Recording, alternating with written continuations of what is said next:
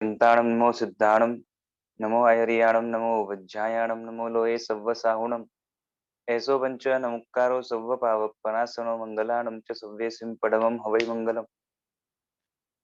પૂર્વધર મહર્ષિ ઉમા સ્વાતિજી મહારાજાએ રચેલા તત્વાર્થાધિગમ સૂત્ર એનું આપણે વાંચન કરી રહ્યા છીએ, જેની અંદર મોક્ષનો ઇન્ટ્રોડક્શન આપવાના બદલે મોક્ષ માર્ગનો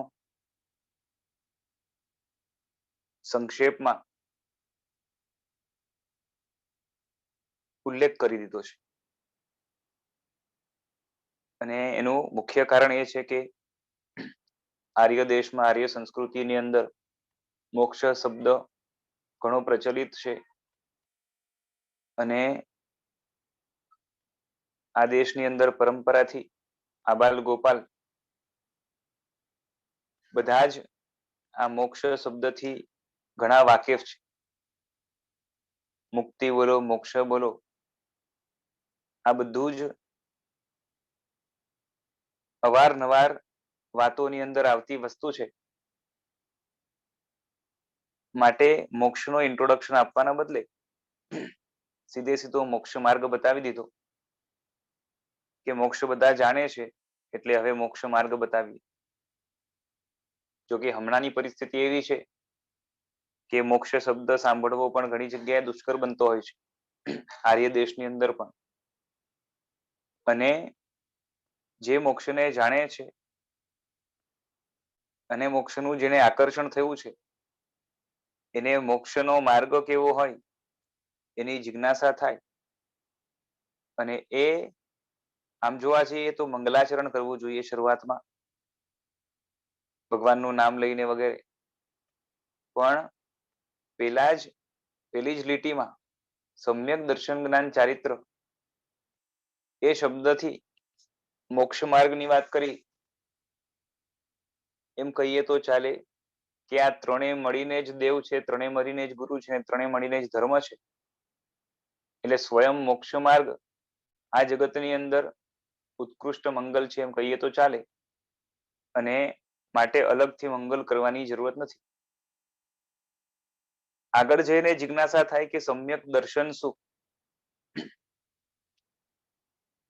તો જે તાત્વિક પદાર્થોની શ્રદ્ધા અથવા તો પદાર્થોની તાત્વિક શ્રદ્ધા, એટલે કે જે હકીકતમાં અસ્તિત્વ ધરાવે છે એના ઉપર પૂરેપૂરો વિશ્વાસ, અથવા તો આપણે જે વસ્તુ ઉપર વિશ્વાસ ધરાવીએ છીએ એ સાચી છે કે ખોટી એની પરીક્ષા કરવા દ્વારા, કોઈના કહેવાથી માત્ર માની લેવા દ્વારા નહીં, પરંતુ પોતાની બુદ્ધિમાં બેસે એ રીતે સમજીને, એટલે કે જે પદાર્થો આપણે જાણ્યા છે એનું તાત્વિક સ્વરૂપ શું છે અને એ જાણ્યા પછી એના ઉપરનો કોન્ફિડન્સ, ફેથ, બરાબર છે, આવી બધી વાત આપણે જોઈ હતી.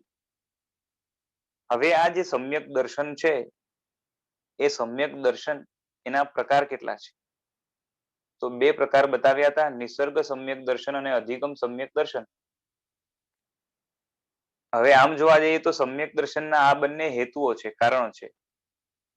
સમ્યક દર્શનનું આમ સ્વરૂપ તો એક જ છે કે પદાર્થ છે જગતના, એ પદાર્થો અથવા તો તત્વો સ્પષ્ટ જેવા છે એવા જણાય એવી જ શ્રદ્ધા થાય, આ સમ્યક દર્શનનું સ્વરૂપ છે. અને એ સ્વરૂપ પ્રાપ્ત કઈ રીતે થાય? તો કે નિસર્ગથી થાય અથવા તો અધિગમથી થાય. અને માટે એને નિસર્ગ સમ્યક દર્શન અને અધિગમ સમ્યક દર્શન કહેવાય છે. અહીં સુધી આપણે પહોંચ્યા હતા. એટલે પ્રશ્ન અહીંયા એ જ હતો કે નિસર્ગ સમ્યક દર્શન ને અધિગમ સમ્યક દર્શન એ રીતે શા માટે કહેવાય છે? તો ટીકાની અંદર જે શબ્દો છે એના ઉપર થોડીક છણાવટ કરેલી છે, યદ તદ વગેરે. તો ત્યાં કહેવાનું તાત્પર્ય એ છે કે જે, હવે જ્યાં જે હોય ત્યાં તે ન કહો તો પણ તે આવી જ જાય. એટલે યદ હોય ત્યાં તત, તદ છે એનો નિત્ય સંબંધ હોય જ છે. એટલે કે જે સમ્યક દર્શન નિસર્ગથી પ્રાપ્ત થાય એને નિસર્ગ સમ્યક દર્શન કેવું, અને જે સમ્યક દર્શન અધિગમથી પ્રાપ્ત થાય એને અધિગમ સમ્યક દર્શન કેવું. અને દ્રષ્ટાંત તરીકે કહ્યું કે યવ એટલે કે જવથી ઉત્પન્ન થયેલ અંકુરને યવાંકુર કહેવાય અથવા તો જવાંકુર કહેવાય. એ જ રીતે નિસર્ગથી ઉત્પન્ન થયેલ સમ્યક દર્શન નિસર્ગ સમ્યક દર્શન કહેવાય. અધિગમથી ઉત્પન્ન થયેલ સમ્યક દર્શન હોય એને અધિગમ સમ્યક દર્શન કહેવાય. હવે આમાં પ્રશ્ન એ ઉઠે છે કે મુખ્ય વૃત્તિથી, હું અહીંયા રીડ કરી રહ્યો છું, પૂર્વ પક્ષનું છે ને, સૂત્ર વડે સમ્યક દર્શનની ઉત્પત્તિના હેતુનું પ્રતિપાદન કરવામાં આવે છે. એટલે કે સમ્યક દર્શનના જે બે પ્રકાર બતાવ્યા, ખરેખર એ બે પ્રકાર શું સૂચવે છે? તો કે એના હેતુ સૂચવે છે, એના કારણ સૂચવે છે. તો આ સમ્યક દર્શન બે પ્રકારનું છે એવું કહેવાના બદલે આ સમ્યક દર્શનના બે હેતુ છે એવું કહેવામાં શું વાંધો? તેનો ઉત્તર દેતા ગ્રંથકાર શ્રી કહે છે કે વાંધો કશો નથી, માત્ર શું છે કે સૂત્રની અંદર સમાસ કર્યા વગર નિસર્ગ અને અધિગમ નામના બે હેતુ જણાવ્યા છે અને સમાસ નથી કર્યો માટે પ્રકાર તરીકે અમે જણાવીએ છીએ. બાકી એના જે મુખ્ય પ્રકાર છે એ તો આગળ જે નિર્દેશ સ્વામિત્વ વગેરે આવશે, એ સૂત્ર વગેરે આવશે, એની અંદર એના ભેદો, સમ્યક દર્શનના જે ભેદો છે, પ્રકારો, એ કેવા છે. આ મુખ્ય ભેદો નથી, આ હેતુના કારણે પડેલા ભેદો છે. બરાબર છે? આટલી વસ્તુ કહી આ જેને સમજાય એને ઠીક છે, ન સમજાય એકવાર રિવાઇઝ કરજો. આમ બહુ શું કહેવાય કે મથામણ કરવા જેવું નથી. હવે મૂળ મુદ્દો છે એના ઉપર આપણે આગળ ચાલીએ કે નિસર્ગ સમ્યક દર્શન. અહીં પ્રશ્ન થાય છે કે સમ્યક દર્શનની ઉત્પત્તિમાં નિસર્ગ કારણ સ્વીકારવામાં આવે છે. બે કારણ સ્વીકાર્યા ને, એક નિસર્ગ અને એક અધિગમ. તો જે નિસર્ગ કારણ સ્વીકારવામાં આવે છે, નિસર્ગ કોણ છે, એનું સ્વરૂપ શું છે? તો એનો જવાબ આપે છે કે નિસર્ગ, પરિણામ, સ્વભાવ, અપરોપદેશ, આ બધા શબ્દોનો એક જ અર્થ છે. આપણે પેલા પણ જોયું. હવે એક એક શબ્દનો અર્થ અહીંયા ખોલશે. નિસર્ગ એટલે કે અપૂર્વકરણ પછી તુરંત થનારું અનિવૃત્તિકરણ, કારણ કે તેનાથી તત્વ રૂચિ થાય છે. નિસર્ગનો જે શાસ્ત્રીય અર્થ છે એ કર્યો, શબ્દાર્થ આગળ કરશે. અને આ વાત આપણે લાસ્ટ ટાઈમ ચલાવી હતી કે જીવ ગ્રંથિનો ભેદ કરવા માટે અનાદિકાળની જે મિથ્યાત્વને પકડી રાખનારી રાગદ્વેષની જે ગાંઠ છે, એ ગાંઠને ભેદવા માટે જીવની અંદર એક પરિણામ ઉત્પન્ન થાય છે જે પેલા ક્યારેય થયો નથી.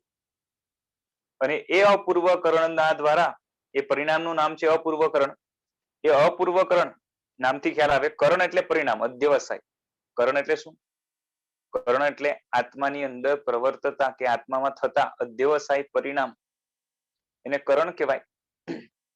અપૂર્વ એટલે પેલા નહીં થયેલા, એટલે આજ સુધી આવા તીવ્ર આવી ક્વોલિટીના અધ્યવસાય ક્યારેય નથી થયા, એવા પ્રકારના અપૂર્વ અધ્યવસાયને પ્રાપ્ત કરીને આત્મા અનાદિ કાળથી જે અનંતાનુબંધી કશાયથી બંધાયેલ, એ પણ તીવ્ર અનંતાનુબંધીના ઉદયવાળી એવી જે ગાંઠ સાથે લઈને ફરતો હતો, જેની ક્વોલિટી એવી હતી કે એ સમ્યક દર્શનને આવવા જ ન દે, આત્માને સમ્યક દર્શનથી દૂર જ રાખે, મિથ્યા દર્શનની સાથે અથવા તો મિથ્યાત્વ સાથે, મિથ્યા માન્યતા સાથે આત્માને જોડી રાખે, અંદરમાં કદાગ્રહ પડ્યો રહે, અથવા તો એ કદાગ્રહ મંદ થયો હોય તો અસદગ્રહ કહીએ તો પણ ચાલે, પણ એને છૂટવા ન દે.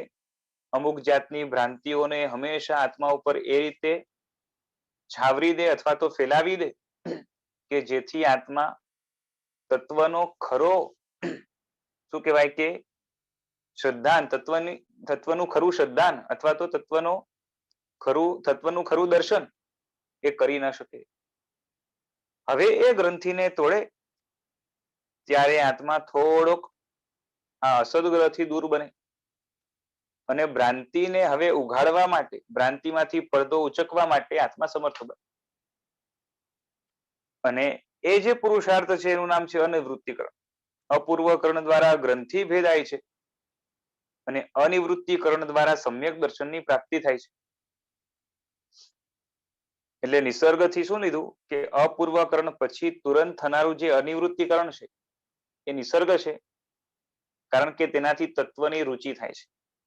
કારણ કે અનિવૃત્તિકરણ થાય એટલે જે ભ્રાંતિ હતી આત્મામાં ભ્રમ હતા એનો પડદો ફાશ થાય છે અને એને તત્વ સ્પષ્ટ દેખાય છે. અને એમાં સ્વતત્વ અને પરતત્વ એનો ભેદ ખરો ખ્યાલ આવવાથી સ્વતત્વ જ ખરેખર મારા માટે ઉપાધિ તત્વ છે અને એ સ્વ ને પરતત્વની ભેદની રુચિ, સ્વતત્વ તરીકે ઉપાદેયતાની રુચિ, પરતત્વ જે છે એના પ્રત્યે હેયપણાની બુદ્ધિ કે હેયપણા રૂપે રુચિ એ ત્યાં થાય છે. બરાબર છે. હવે નિસર્ગનો જે શબ્દાર્થ છે એ આગળ કહે છે. નેક્સ્ટ પેજ છે, હું શેર કરું છું અહીંથી.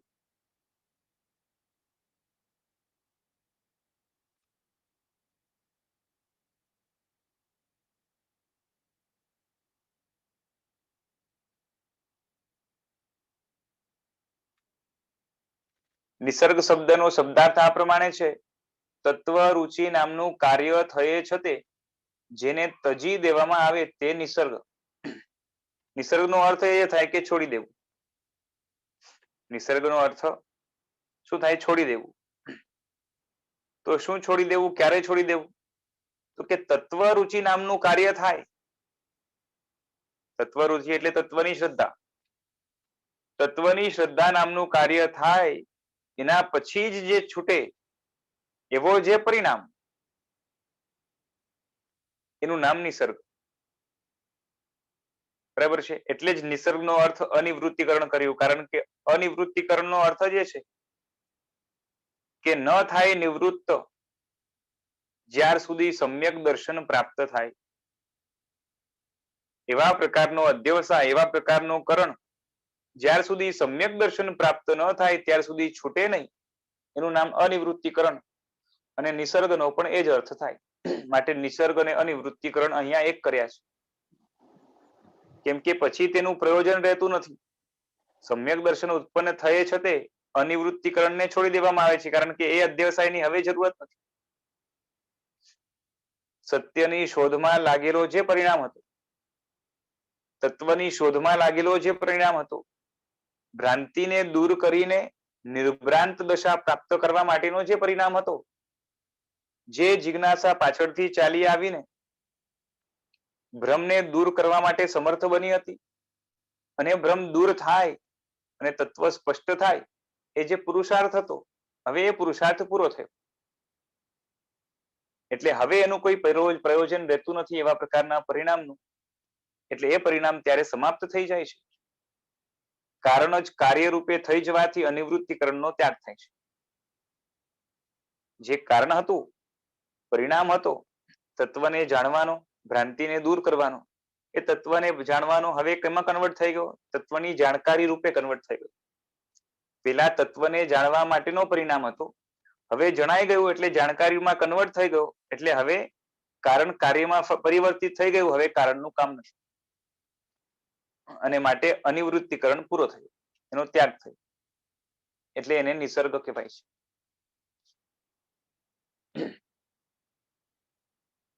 સમજાય છે?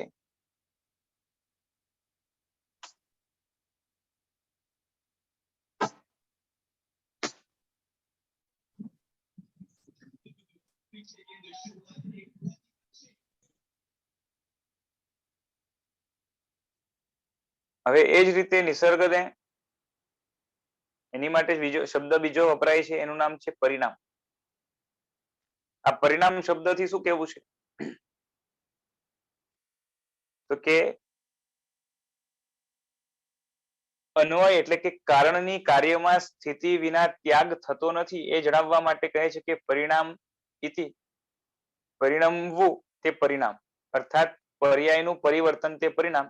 કેમ કે અનિવૃત્તિકરણ વાળો જીવ કથનચિત અનિવૃત્તિકરણના ત્યાગથી તત્વ રુચિ રૂપ થાય છે, અર્થાત ત્યાગ જ તત્વ રુચિ રૂપે પરિણમે છે. માટે નિસર્ગને પરિણામ પણ કહી શકાય. સમજાય છે? અનિવૃત્તિકરણ વાળો જે જીવ છે, એટલે જીવમાં પેલા અપૂર્વકરણ આવ્યું, એ આગળ જઈને અનિવૃત્તિકરણમાં ટ્રાન્સફર થયું, અને અનિવૃત્તિકરણ નો ટાઈમ જ્યારે પૂરો થાય ત્યારે આત્મામાં સમ્યક દર્શન પ્રગટ થાય, એટલે કે સ્પષ્ટ તત્વ જણાય. બરાબર છે? એટલે અનિવૃત્તિકરણ પૂરો થયો એટલે એનો ત્યાગ થયો, અને એનાથી આત્મા પોતે શું થઈ ગયો કે આત્મા પોતે તત્વ રુચિ વાળો અથવા તો તત્વ રુચિ રૂપે થઈ ગયો. સમજાય છે? એટલે કે અનિવૃત્તિકરણ અથવા તો જીવ પોતે સમ્યક દર્શન રૂપે પરિણામ પામ્યો.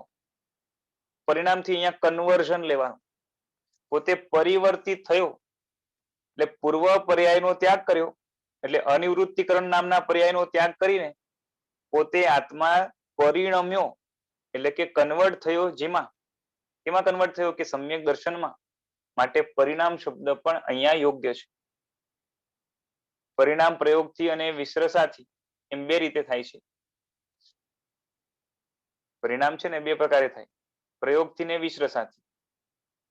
ઘડાઓનો પરિણામ પ્રયોગથી એટલે પ્રયત્નથી થાય, અને આકાશમાં થતા ઇન્દ્રધનુષ આદિનો પરિણામ વિશ્રસાથી. આપણી ભાષામાં કહીએ તો જાણી જોઈને થાય અને આપમેળે થાય. પરિણમન છે ને જાણી જોઈને થાય અને આપમેળે થાય, એ બે રીતે જે છે ને પરિણામ થાય.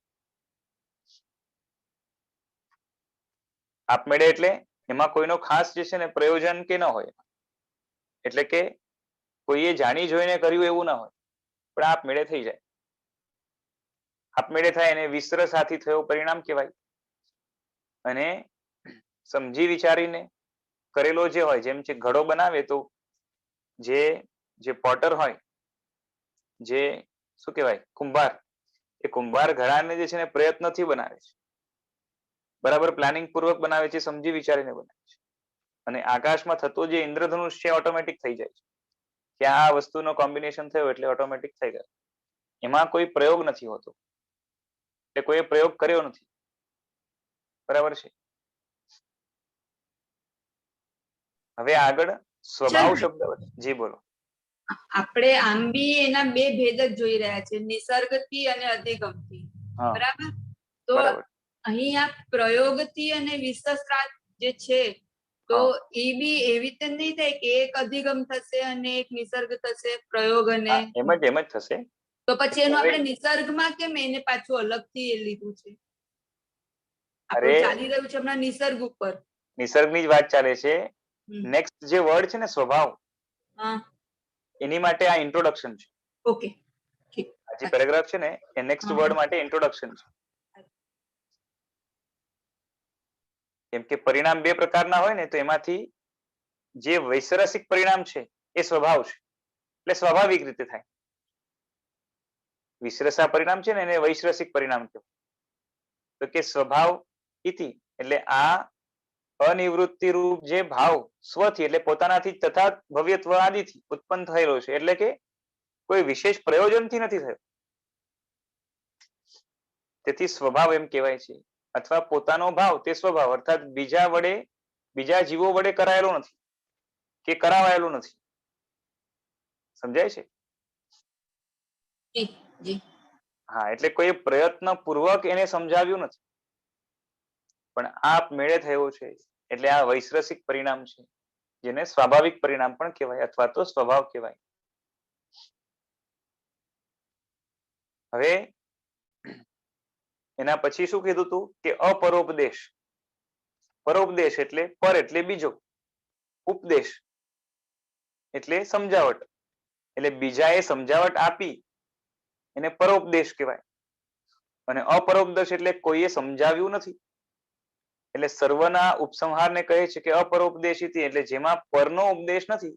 એટલે હમણાં જેટલા વર્ડ્સ કીધા, બરોબર છે, એનો શોર્ટમાં આપણે કહીએ તો બીજાના ઉપદેશથી નહીં. બરોબર છે? અનિવૃત્તિ રૂપ ભાવ અપરોપદેશ છે, કેમ કે કોઈના ઉપદેશથી થતો નથી.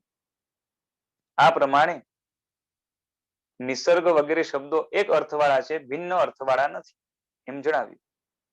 આ નિસર્ગ શબ્દને હજી સારી રીતે ખોલવા માટે જ બાકી બધા શબ્દો બતાવ્યા, જેથી કરીને એકદમ સ્પષ્ટ જણાય. સમજાય છે? ટૂંકમાં કોઈના કહેવાથી નહીં, કોઈના ઉપદેશથી નહીં, આપમેળે જ જીવ તત્વ તરફ વલણ વાળો થાય, એની માટે અનાદિકાળની ગ્રંથિને પણ ભેદવી જ પડશે. પણ ગ્રંથિ મારે ભેદવી છે એવો પરિણામ એને કર્યો નથી. બરાબર છે? કારણ કે કોઈ સમજાવે કે તારી અંદર ગ્રંથિ છે, તારે આવા વિચાર કરવા, આવી જિજ્ઞાસા ઉઠાવી, જરાક વિચાર તો કર, સામે જોતો ખરી જગતને, તું કેવા પરિણામ કરે છે, તને જોઈએ છે શું, આવું કશું નથી. પણ આપમેળે જીવને જગતનું સ્વરૂપ જોતા, પોતાનું સ્વરૂપ જોતા, પોતાનું જેટલું જણાયું એમાંથી શું કહેવાય કે મંથન આદિ કરતા આપમેળે જ જે છે ને મોહના પડલો તૂટતા ગયા અને જીવે ગ્રંથિ પણ ભેદી કાઢી અને આગળ જઈને સમ્યક દર્શનની પણ પ્રાપ્તિ કરી લીધી. આ પ્રમાણે નિસર્ગ વગેરે શબ્દો એક અર્થવાળા છે, જુદા જુદા અર્થવાળા નથી, એટલી વાત કરી. હવે આ નિસર્ગ સમ્યક દર્શન જેને થાય છે અને જે રીતે પ્રાપ્ત કરાય છે એ જણાવવા માટે ભાષ્યકાર કહે છે જ્ઞાન દર્શન વગેરે, એટલે આગળ એમાં કઈ વાત ચાલતી હશે. ઇત્યાદિ થી આરંભ એટલે આખો ભાષ્યની આ ગાથા છે. તેમાં વિશેષ અધ્યવસાય તે જ્ઞાન. હવે જ્ઞાન કોને કહેવાય, દર્શન કોને કહેવાય, એની વાત ચાલે છે. તો આત્માના અધ્યવસાય હોય ને બે પ્રકારના હોય, વિશેષ અધ્યવસાય અને સામાન્ય અધ્યવસાય. તો વિશેષ અધ્યવસાય હોય એને જ્ઞાન કહેવાય. સામાન્ય અધ્યવસાય હોય જેની અંદર સ્પષ્ટતા, ક્લેરિટી ન હોય, એને દર્શન કહેવાય. અને જ્ઞાન અને દર્શન બંને જ ઉપયોગ રૂપ છે. ઉપયોગ એટલે શું કે આત્માની એક જાતની જાણકારી રૂપ છે. બોલો. અનુવૃત્તિકરણ નો અર્થ આપે એવો કર્યો ને કે ભ્રાંતિ જે હતી આત્મામાં એ જતી રહી. હા, એટલે અનિવૃત્તિકરણ, હા બસ બરોબર છે, એ ભ્રાંતિને કાઢવાનું કામ કરશે. ઓકે, એટલે એક રીતે હા, એટલે સમ્યક્ત્વનું સમાનાર્થી જ થયું. સમાનાર્થી નહીં, પણ એની પહેલાનો પ્રયત્ન. ભ્રાંતિ નીકળે પછી સમ્યક દર્શન આવે. સમ્યક દર્શન itself is clarity. સ્ટેપ થયો. યસ, એની પહેલાનો સ્ટેપ થયો. જો એક વાત આપણે પહેલા પણ ક્યાંક થઈ છે કે આત્માના અંદર જ્યારે કશાયો તીવ્ર હોય છે, એ તીવ્ર કશાયોમાં છે ને આત્મા ભાન ભૂલે છે.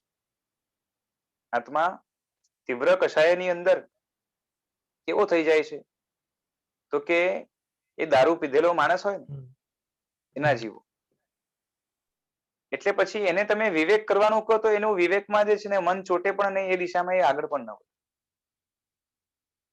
એટલે સૌથી પહેલા ગ્રંથિને તોડવી જરૂરી કેમ કે કશાય જ એટલા તીવ્ર હોય, એટલા બધા હાવી હોય, તો એનું મન છે ને એ પોતાની અંદર રહેલા આગ્રહોને તોડવા માટે લાગશે જ નહીં. એટલે પેલા કશાયોનું બળ તોડવું પડે. એ બળ કેમાં તૂટે છે તો કે ગ્રંથિ ભેદાય એમાં. અપૂર્વકરણ દ્વારા ગ્રંથિ ભેદાય છે ને. હા, એટલે અપૂર્વકરણમાં એ પુરુષાર્થ થાય છે કે રાગદ્વેષને જે છે ને, જે તીવ્ર રાગદ્વેષ છે એને તોડીને આત્મા, કેમ કે રાગદ્વેષ છે ને એ આત્માને જક્કી બનાવે છે. જક્કી બનાવે છે. તમારે ક્યાંક છે ને સામાન્ય પણ જો જે જગ્યાએ તમારું વધારે રાગ હોય, અચ્છા બરોબર છે, તો ત્યાંથી છે ને તમને કોઈ ખસેડવા પણ માંગશે ને તો પણ તમારું મન ત્યાં લાગેલું રહેશે. સેમ દ્વેષમાં પણ થાય કે તમને જેનાથી અત્યંત દ્વેષ હોય, ખૂબ જ નફરત હોય, બરોબર છે, તો એના તરફ તમને જે છે ને કોઈ કંઈક પોઝિટિવ કહેવા પણ માંગશે ને તો you would not be ready for it. તો અત્યંત રાગદ્વેષ તમને એક જક્કી બનાવે છે. એટલે તમને અસદગ્રહ, કદાગ્રહ એ તોડવા નહીં દે, તમને સરળ નહીં બનવા દે, તમે સત્યને એક્સેપ્ટ કરવા માટે એલિજિબલ નહીં બનવા દે. સમજાય છે? એટલે કશાયનું બળ પેલા તોડો એટલે તમે સરળ બની જાઓ. જે સરળ બની જાય ને that person will be able to accept the things easily. એનાથી ભ્રાંતિ તૂટશે. એટલે અપૂર્વકરણમાં કશાયની તાકાતને તોડીને આત્માને જક્કીપણામાંથી છુટકારો અપાવીને સરળ બનાવાય છે. અને અનિવૃત્તિકરણમાં હવે ખાલી જે ભ્રમ છે એટલે મિથ્યાત્વ છે આત્મામાં રહેલ એને તોડાય છે. એટલે અનંતાનુબંધી ચારિત્ર મોનિયો ઉપર વધારે કામ કેમાં થાય છે? અપૂર્વકરણ, ગ્રંથિ ભેદમાં, અપૂર્વકરણમાં. અને મિથ્યાત્વ મોનિયો ઉપર વધારે કામ કેમાં થાય છે? તો કે અનિવૃત્તિકરણ.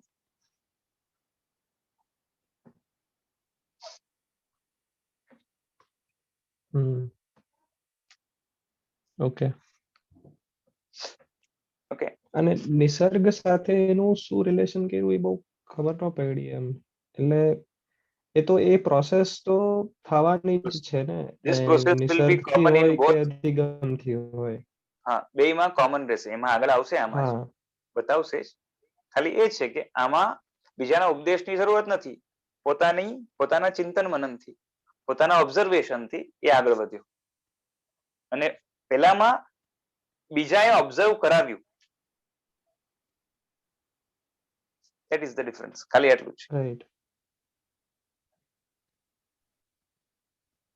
તો પછી અનુવૃત્તિકરણનું એટલે એને કેમ નિસર્ગનું એક એના માટે એક સમાનાર્થી કીધો એમ કે એને અનુવૃત્તિકરણ પણ કહેવાય? અચ્છા, એ તો એવું નથી.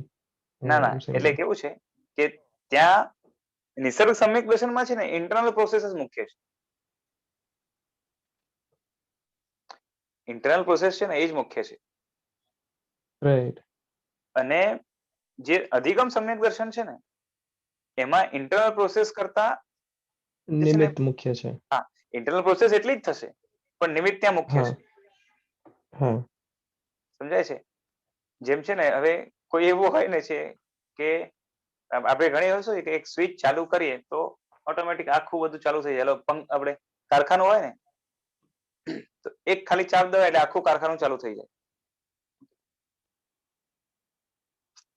એક સ્વિચ ઓન કરી એટલે આખી ફેક્ટરી ચાલુ થઈ ગઈ. ઓકે, એટલે અંદર બધું ઓન જ હતું. રાઈટ. ખાલી એક પેલું પાવર ફેલિયર થઈ ગયું હોય ને, કાં તો એક મેઇન સ્વિચ હોય એ સ્ટાર્ટ કરો એટલે. પણ એમાં શું થાય કે અંદર બહુ મોટું કામ ચાલે છે. ધેન ટુ જે બહારની સ્વિચ છે ને, at that time it was main. એના વગર બધું બંધ હતું.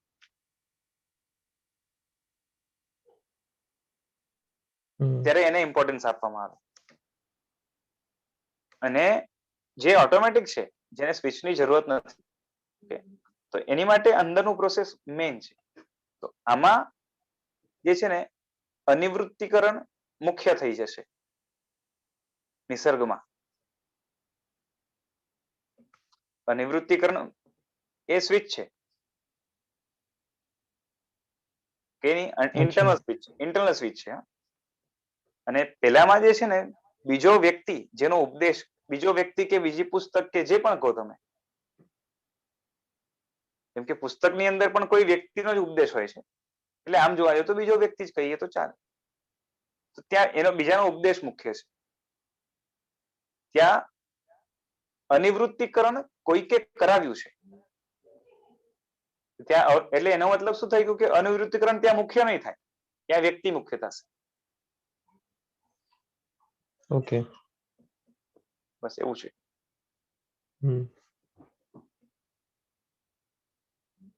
ઓકે. બાકી આમ સામાન્ય રીતે આપણે નિસર્ગનો સીધો અર્થ શું કરીએ કે ઓટોમેટિક. એટલે નિસર્ગ એટલે નેચરલી.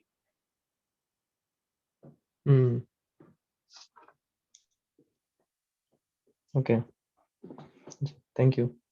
હવે આ નિસર્ગ સમ્યક દર્શન જેને થાય છે. વિશાલભાઈ, હા હા હા, એટલે નિસર્ગમાં શાસ્ત્રનો આધાર બી નહીં આવે ને? કે આવે? ના ના, શાસ્ત્રનો આધાર તો પરોપદેશ થઈ ગયો. હા, અચ્છા. એટલે જે અપૂર્વકરણ ને જે અનિવૃત્તિકરણ છે તો એ નિસર્ગથી પણ થશે અને અધિગમથી પણ થશે, હે ને? હા.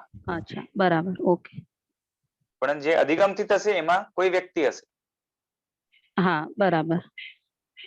અને પેલામાં નહીં હોય. આ થોડું કન્ફ્યુઝન હતું, દૂર થઈ ગયું. હા જેમ જેમ છે ને મરુદેવા માતા છે, તો હવે મરુદેવા માતાને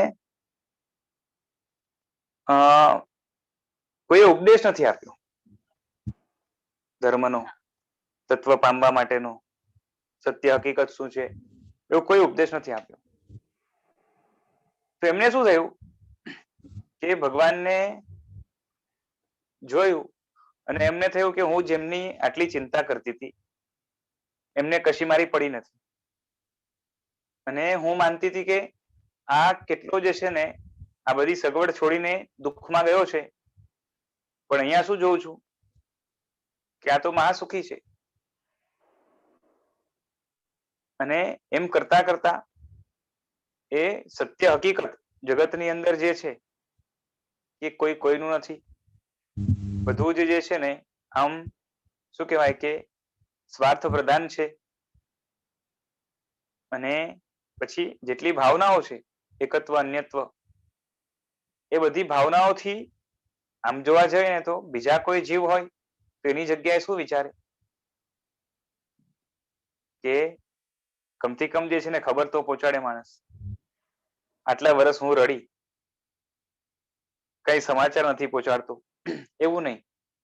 એટલે જીવની પોતાની એક પાછી યોગ્યતા, અને જેટલી ભાવનાઓ છે અનિત્ય વગેરે એ બધી ભાવનાઓ તત્વ સ્વરૂપ છે. એના ઊંડાણમાં તમે જાઓ તો બધા જ તત્વો જગતના ખુલે. અને એમ કરતા કરતા ચિંતન કરતા કરતા એ એમના ભ્રમ પણ તૂટી ગયા. આગળ વધીને ભ્રમ તૂટ્યા એટલે શું કરવા જેવું, શું નહીં કરવા જેવું, શું મેળવવા જેવું, શું નહીં મેળવવા જેવું, હું કોણ પર કોણ, બધું ખ્યાલ આવ્યું. અને હવે જે પ્રાપ્ય છે એટલે કે પ્રાપ્ત કરવા યોગ્ય છે એને કઈ રીતે પ્રાપ્ત કરવું એનું ચિંતન ચાલુ થયું. નહીં પ્રાપ્ત કરવા જેવું કે છોડવા જેવું એનું ચિંતન ચાલુ. એટલે એ બધા વિભાગને એમાં પછી આગળ વધ્યા, અને જે પ્રાપ્ત કરવા જેવું હતું સડસડાટ પ્રાપ્ત કરતા ગયા, છોડવા જેવું હતું એનું મમત્વ પેલા છોડવાનું તો એ છોડ્યું, અને એમ કરતા કરતા કરતા છેલ્લે બધું જ છોડીને મોક્ષે ગયા. સ્ટાર્ટિંગ પોઈન્ટ જે હતો એમના માટે સમ્યક દર્શન માટે હવે કોઈ ઉપદેશ નથી આપ્યો કે માં તમે જે છે ને કે દાદી, એટલે કે ભરત મહારાજે પણ એમ કીધું નથી કે દાદી તમે છે ને નકામી ચિંતા કરો છો, જો ને સામે જો ઋષભ જો એને જો, અને એમને તમારી પડી નથી તો તમારે શું છે. અને એમણે બધું છોડ્યું તો બધું પ્રાપ્ત કર્યું, અને બધું આત્માનો ઐશ્વર્ય પ્રાપ્ત કરવું હોય તો બહારનું બધું છોડવું પડે. પેલા એનું મમત્વ છોડવું પડે, પછી એટલે પેલા બને એટલો જે છે ને બહારથી પણ ત્યાગ કરવો પડે, સાથે મમત્વ પણ છોડવું પડે. મમત્વ જે છે ને એ નાબૂદ થાય ત્યારે આત્મામાંથી આટલા આટલા કર્મનો વિલાય થાય. મોહદશાની અંદર આત્મા કેટલો દુઃખી થાય છે, સંસારની અંદર કેટલું પરિભ્રમણ કરે છે, કાંઈ કીધું નથી, જાતે જ પામ્યા છે બધું. બરાબર છે. બરાબર. અને એની જગ્યાએ જ ભગવાનમાં આવી લઈ લો તો નૈસારના ભવની અંદર પેલા મુનિ મહાત્મા મળ્યા, એમણે વોરાવ્યું, રસ્તે એમને વળાવવા માટે ગયા, અને મહાત્માએ પણ જે છે ને સંસારનું સ્વરૂપ એમને બતાવ્યું. એમાંથી વૈરાગ્ય વગેરે પ્રગટ થયું, સમ્યક દર્શનની પ્રાપ્તિ થઈ આગળ જઈને. તો આ બધું બીજાના ઉપદેશથી થયું. આ એટલું છે કે તીર્થંકરો માટે બીજાનો ઉપદેશ એકદમ ફાસ્ટ કામ કરે છે, કેમ કે પોતાની યોગ્યતા ઘણી બધી હોય છે, મહેનત ઓછી લાગે બીજાની. એટલે ત્યાં બીજાનો ઉપદેશ છે ગૌણ, પણ એટલું ખરું કે એના વગર નથી પ્રાપ્ત થતું. રાઈટ. એટલે સ્વિચ ઓન ત્યાં બીજા દ્વારા થાય છે, ત્યાં પરોપદેશ છે, એ નિસર્ગથી નથી. મરુદેવા માતાની નિસર્ગથી છે, અને નિસર્ગથી બહુ ઓછા લોકોને, બીકોઝ ઇટ ઇઝ ડિફિકલ્ટ. તમને એકદમ જ રાઈટ જે છે ને વસ્તુ મળે. આ તો ઘણા તો છે ને હમણાં પણ તમે વિચાર કરો કે મળ્યું છે ને એની અંદર પણ નિર્ણય નથી લેવાતો કે સાચું શું ને ખોટું શું. સમજાય છે? હા, એટલે મને આપણી એટલે સમજાય મને કન્ફ્યુઝન ઓલો અપૂર્વકરણ ને એમાં થયું કે નિસર્ગ એટલે અપૂર્વકરણ ને અનિવૃત્તિકરણ ને જે છે ને સમ્યક દર્શન ને બધું બંનેમાં રહેશે. હા, બંનેમાં રહેશે, એ જ બસ પોઈન્ટ મારે ક્લિયર. હા, એ જ ખ્યાલ નતો. હા, ઓકે. ખાલી એકમાં નિસર્ગથી ને હા બંને એ બસ અધિગમથી અધિગમમાં છે ને ખાલી એડિશનલ શું રહેશે તો કે બારનો નિમિત્ત જોશે. નિમિત્ત જોઈશે. બરાબર. ઓકે, આભાર. ચાલો હવે આગળનું.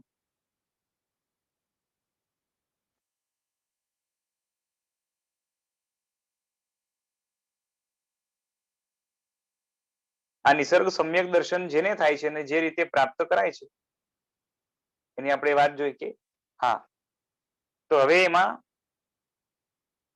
થોડુંક ઇન્ટ્રોડક્શન આપ્યું છે, બહુ લાંબુ નથી લીધું કારણ કે આગળ આવવાનું જ છે કે આત્મામાં જે અધ્યવસાય હોય છે જે જ્ઞાન સ્વરૂપ જ છે, આત્મામાં જે પણ પરિણામ થાય અધ્યવસાયિક થાય જે પણ કહો બરોબર છે એક જાતની જાણકારી રૂપ છે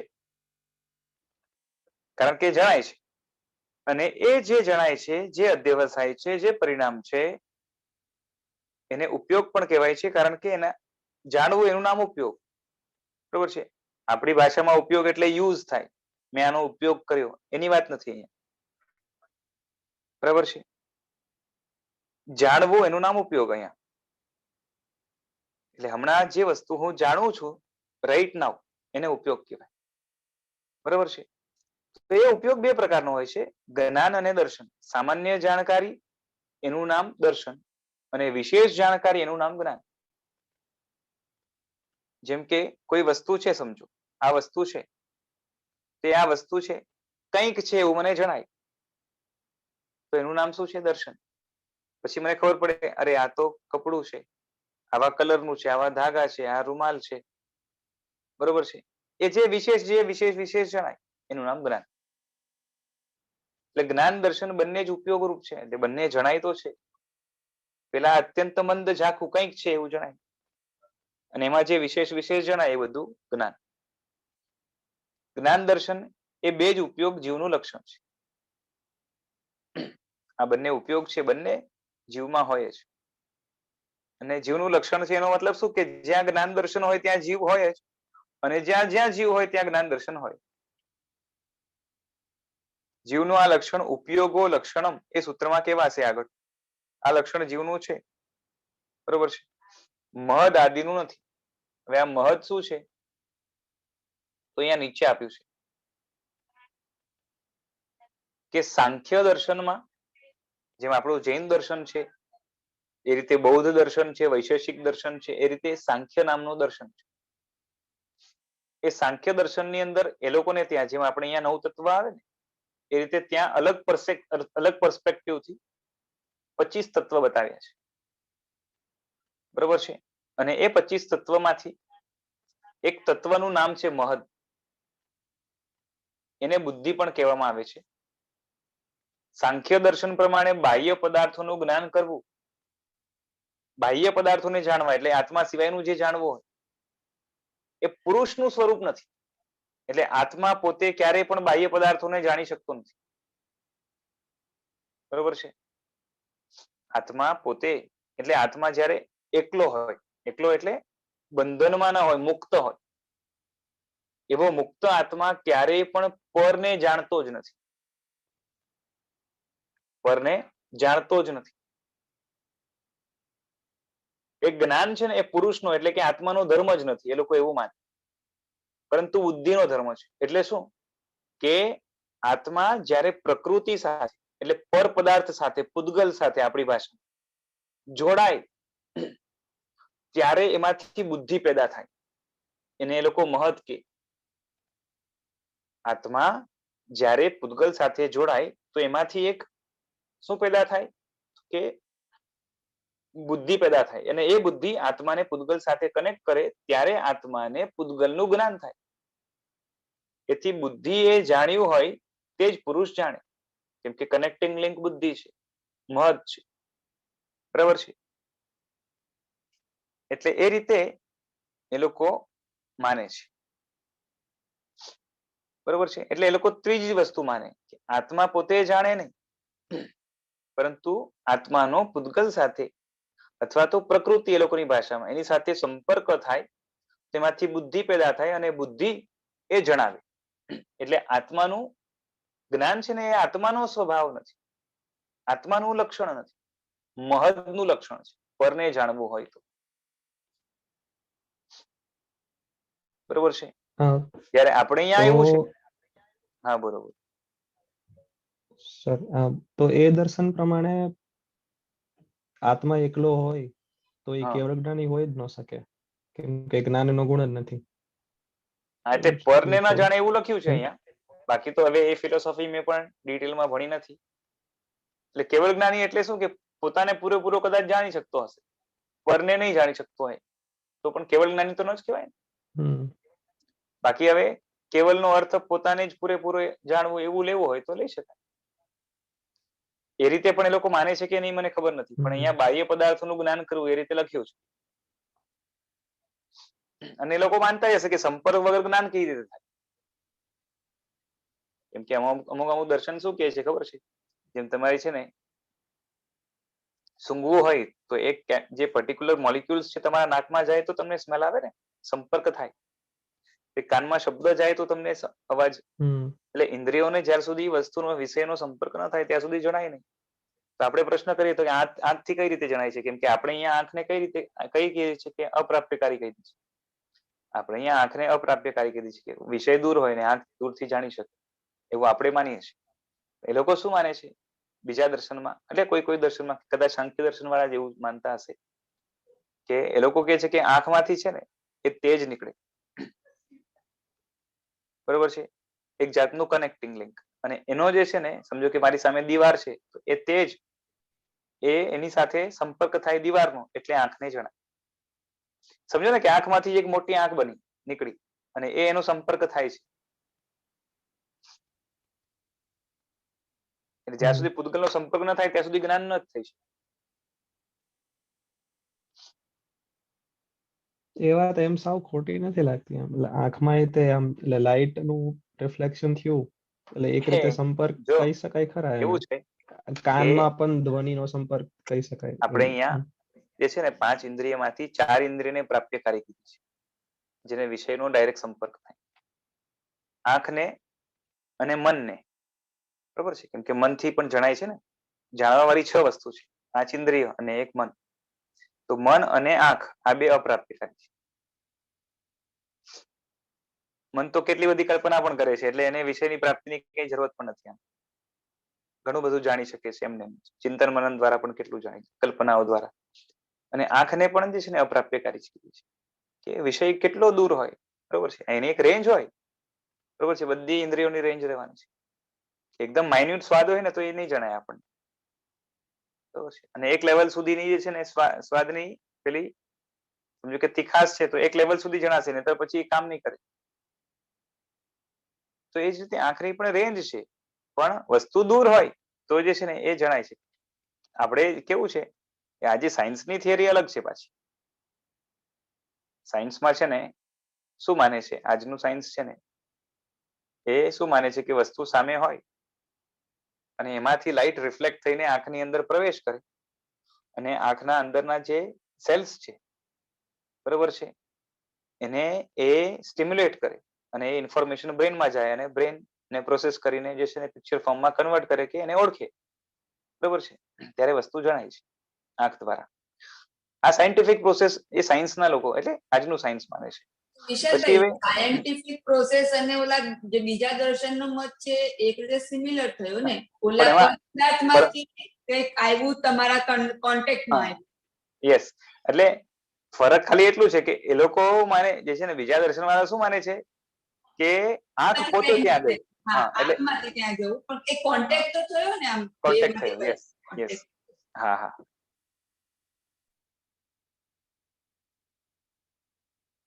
એટલે એવું છે, જ્યારે આપણે કહીએ છીએ કે કોન્ટેક્ટ ન પણ થાય ને તો એ જે છે ને એ શું કહેવાય કે જણાય છે આંખ દ્વારા.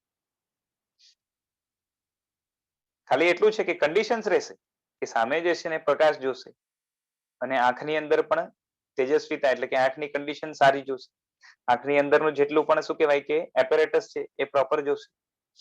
પછી આંખ જે છે ને એનું કનેક્શન પણ બ્રેન સાથે એ પ્રોપર જોશે. એ બધું જોશે કેમ કે આંખને ત્યાંથી પાવર મળે છે એક જાત. એટલે એ બધું લાગશે, બધી કન્ડિશન ખરી, પણ વિષયની પ્રાપ્તિની જરૂર નથી. એટલે સીધો સંપર્ક નથી જોવા માટે. બાકી આંખને ઘણું બધું મળે છે, કેમ કે પૂતગલો તો આંખની અંદર આવ્યા કરે ને આંખમાંથી નીકળ્યા પણ કરે.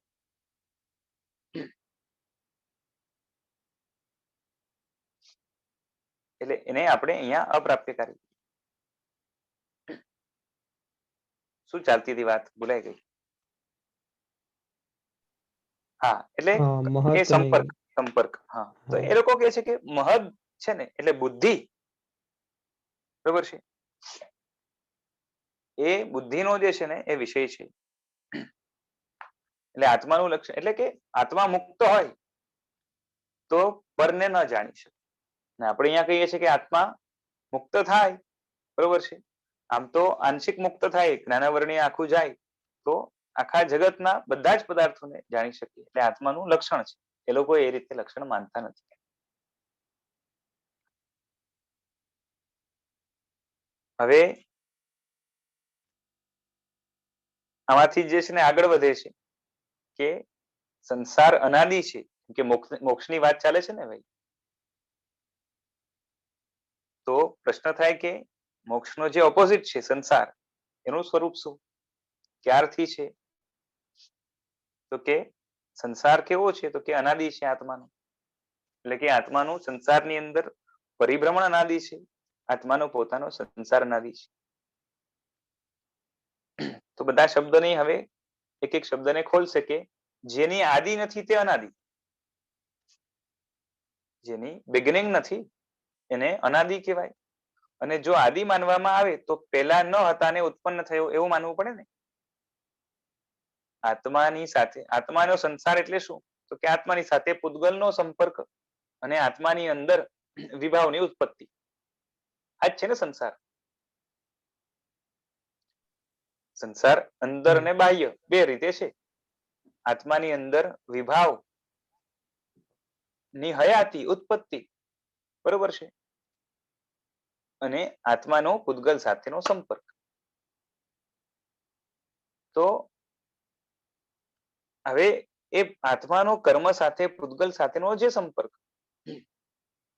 કે અંદરની વિકૃતિ, એ પેલા ન હતી ને પેદા થઈ એવું માનવું પડે. જો આદિ માનીએ ક્યાંક શરૂઆત થઈ, બરોબર છે. જે વસ્તુ સર્વથા જ ન હોય તેનો સદભાવ ન ઘટે. જે વસ્તુ હોય જ નહીં જગતમાં ક્યાંય અને એ અચાનક પ્રગટે એવું તો ન બને ને. કઈક વસ્તુ બને છે તો એમાં જે કન્ટેન્ટ છે એનું અસ્તિત્વ પેલા જોઈએ ને, કમથી કમ. ટૂંકમાં શૂન્યમાંથી સર્જન ન થાય. there should be some ingredients for making something. Okay. તો સંસાર અનાદિ છે, સંસારની આદિ માનવામાં અતિ પ્રસંગ આવશે. અતિ પ્રસંગ એટલે શું? કે ભાઈ કઈ નહોતું ને કઈક પેદા થઈ ગયું, બરોબર છે, કઈક નહોતું અને કઈક પેદા થઈ ગયું. સંસાર નહોતો પેલા અને પેદા થઈ ગયો, બરોબર છે. આત્મા પણ નહોતો, પેદા થઈ ગયો. વસ્તુ પણ જે છે નહોતી, પેદા થઈ ગઈ. તો આ રીતે જો પેદા થઈ જાય તો ક્યારે પણ કઈ પણ પેદા થઈ જાય, બરોબર છે. એટલે તો એવી તો કેટલી વસ્તુ જે છે ને ઉત્પન્ન થવા લાગશે. એટલે એ અતિ પ્રસંગ કહેવાય. અને કોઈ અચાનકથી કઈ હતું નહીં ને પેદા થઈ જાય તો એને અચાનકથી નાશ પણ થઈ શકે, હે કે નહીં? એટલે પોતાથી જ ઓટોમેટિક પેદા થઈ અને પોતાથી જ નાશ પણ થઈ જાય. હવે સંસારનો અર્થ બતાવે છે. સંસાર એટલે શું? તો એ શબ્દનો અર્થ પેલા તો સરકવું તે સંસાર, સંસરણ કરવું. સંસરણ કરવું એટલે સરકવું, ફરવું. બોલો બોલો. અતિ પ્રસંગ એટલે કોન્ટ્રાડિક્શન એવું કહી શકાય? નહીં. અતિ પ્રસંગ એટલે શું છે કે કોન્ટ્રાડિક્શન નહીં, જેમાં છે ને એક જાતનું ઓવર એસ્ટિમેશન કહેવાય ને, ઓકે કે કાંઈ પણ પેદા થાય છે તો રેન્ડમ કાંઈ પણ પેદા થયા કરશે, એટલે પછી એનો કોઈ છેડો જ ઓકે ના આવ્યો. ઓકે એટલે ને હા બોલો. આ જે વાત કરી, જે વસ્તુ સર્વથા ન હોય હમ તેનો સદભાવ ન ઘટે. સદભાવ એટલે સત્તા, એટલે હયાતી, પ્રેઝન્સ, ઓકે એક્ઝિસ્ટન્સ. હા એટલે એ લોજિક થી એ એટલું સ્ટ્રોંગ નથી લાગતું, કેમ કે ખાલી એવું લઈએ તો તો એટલે એવું પણ થયું કે મોક્ષ પણ અનાદિ છે, જેમ સંસાર અનાદિ છે એવી રીતે મોક્ષ પણ અનાદિ છે, એટલે એ પણ સત્ય જ છે. પણ એ વસ્તુ નથી આવતી કે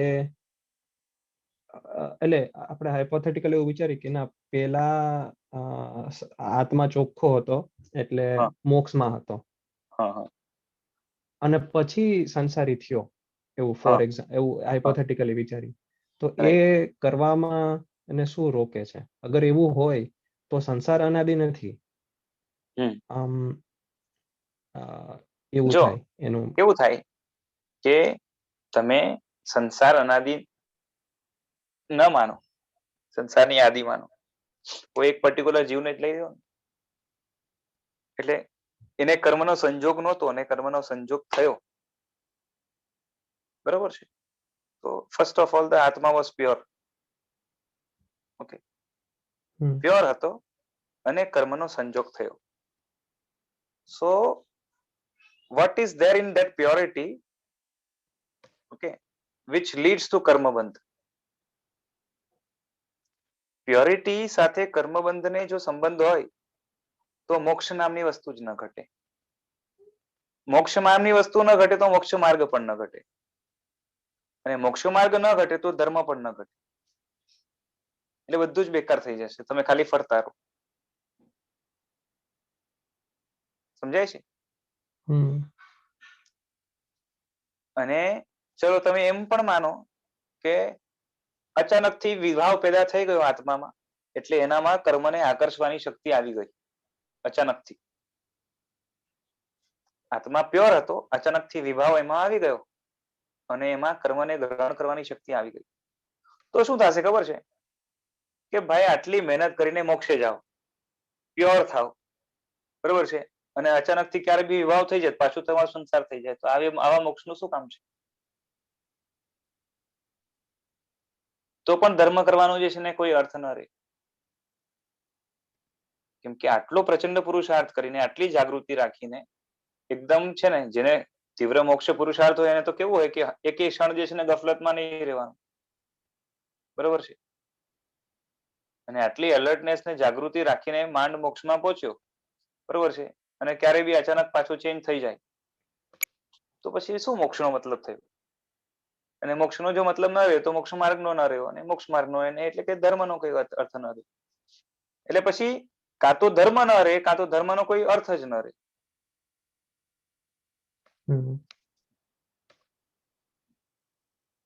હા બરોબર છે. એ પ્યોરિટી ના ડેફિનેશન ઉપર જ પ્રશ્ન થાય તો પછી. ઓકે.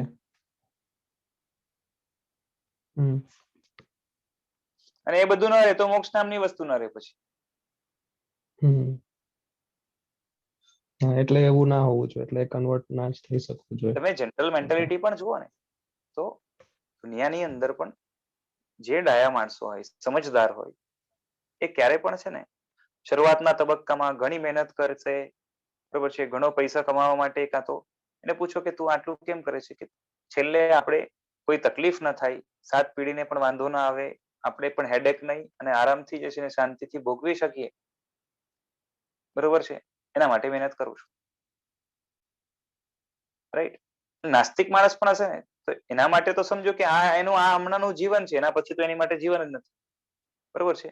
તો એનું ફ્યુચર એક્ઝિસ્ટન્સ કાયમ માટેનું એક જાતનું સમજો ને, એના માટે તો એ જ કાયમ છે, એના પછી તો ખતમ જ છે. કાયમ માટેનું ફ્યુચરનું એક્ઝિસ્ટન્સ સિક્યોર રહે એના માટે જે બને એ કરવા તૈયાર છે, બરોબર છે?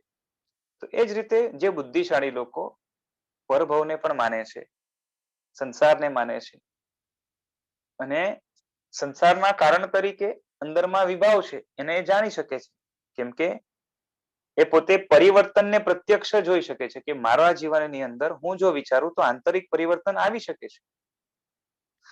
રાઈટ? હું ખોટું બોલતો હતો, ખોટું બોલવાની વૃત્તિને હું સુધારવાનો પ્રયત્ન કરું તો સુધારી શકું છું. તો અંદર ચેન્જ આવી શકે છે, અને અંદરના ચેન્જના કારણે જે છે ને મારી બાહ્ય પ્રવૃત્તિમાં ફરક પડે છે. તો અંદરનો બોજો ને બહારનો બોજો જો હું ઓછો કરી શકું છું.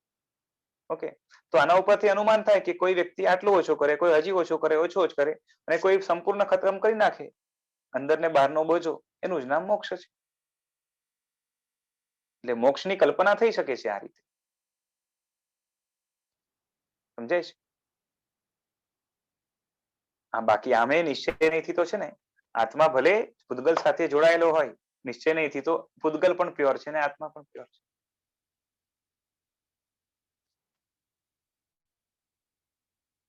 એટલે વ્યવહાર નહીંથી મોક્ષ પ્રગટ થયો છે, નિશ્ચય નહીંથી તો પહેલાથી જ મોક્ષ છે.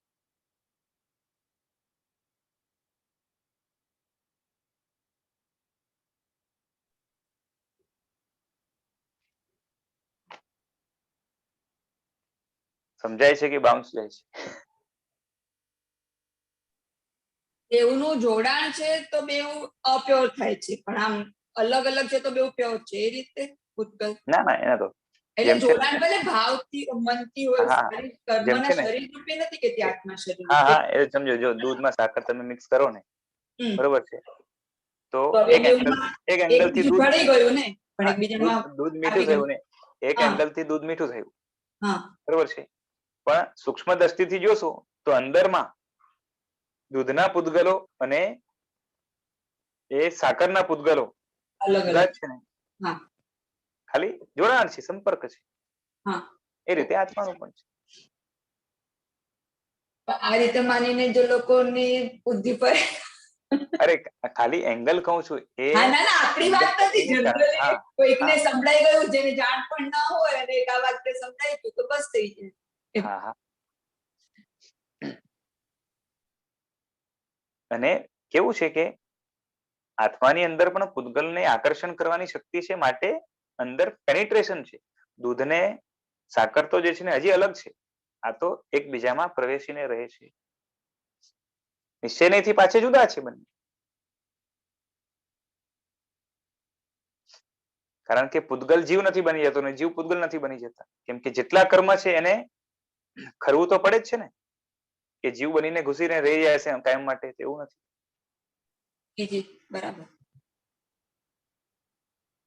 અને ક્યારેય એવું થયું નથી કે એક પરમાણુ કે જે છે ને જીવનો એક પણ પ્રદેશ વધ્યો હોય કે ઘટ્યો હોય, કે કોઈ પરમાણુ જે છે ને એ જીવનો એકાદ પ્રદેશ એની હાનિ કરી ગયો કે લઈ ગયો સાથે, કાં તો કન્વર્ટ થઈ ગયો કે વધી ગયો, એવું કઈ થતું નથી.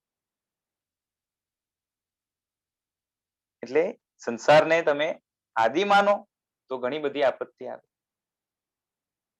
બરોબર છે. આમાં કદાચ આવશે આગળ, ઘણા લોકો જે છે ને પેલો ઈશ્વર કર્તૃત્વવાદ માને કે જગતને પરમાત્મા બનાવે છે, ભગવાન બનાવે છે, ભગવાન એની રક્ષા કરે છે, એનો વિનાશ પણ એ જ કરે છે, એવું બધું માનવા વાળા ઘણા દર્શનો છે.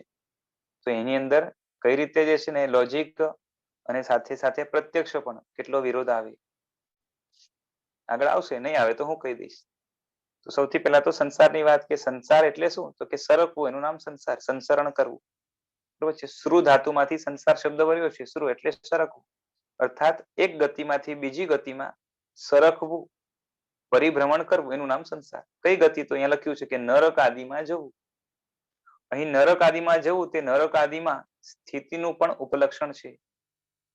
સ્થિતિનું એટલે શું, કે અહીંથી નરકમાં જાય પછી નરકમાં થોડીક સ્થિતિ હોય ને એની, એટલે ત્યાં રે અને પછી પાછી બીજી ગતિમાં જાય.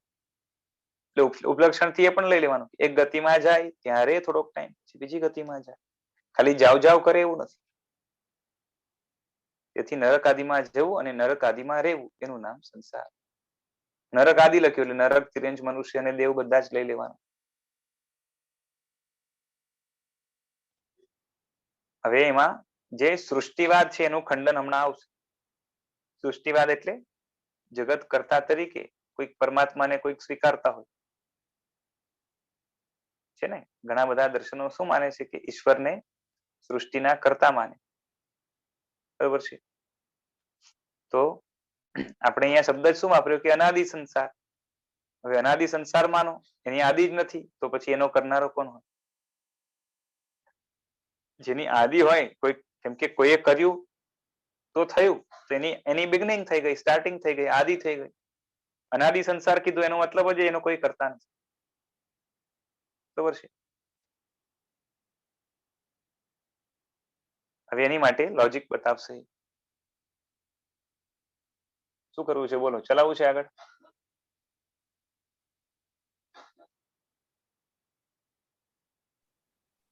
તો લાંબુ ચાલવાનું હોય તો આજે મૂકીએ, શોર્ટ હોય તો ઠીક છે, સૌને પછી અનુકૂળતા જેવી.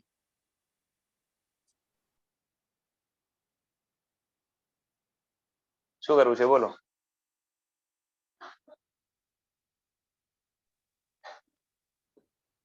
ચાલુ રાખીએ થોડી વાર, તમને અનુકૂળતા હોય તો.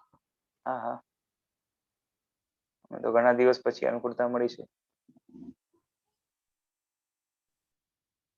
અનાદિ સંસારમાં એમ કહેવાથી સૃષ્ટિવાદનું ખંડન કર્યું. સ્રષ્ટા વિના સૃષ્ટિ ન ઘટે.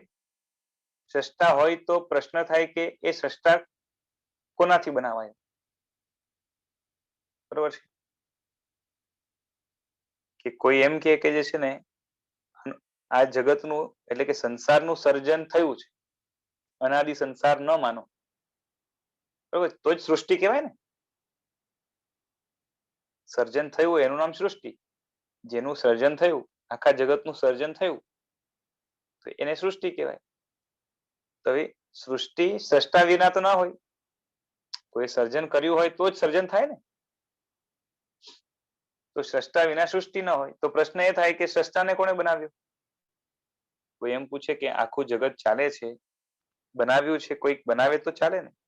પેલા તો કોઈક બનાવે તો બને, અને કોઈક ચલાવે તો ચાલે. તો એમાં પ્રશ્ન એ થાય કે તમે એમ કહો છો કે જે છે ને કોઈના બનાવ્યા વગર કે ચલાવ્યા વગર ચાલે નહીં કે બને નહીં, બરોબર છે. તો એમાં પ્રશ્ન એ થશે કે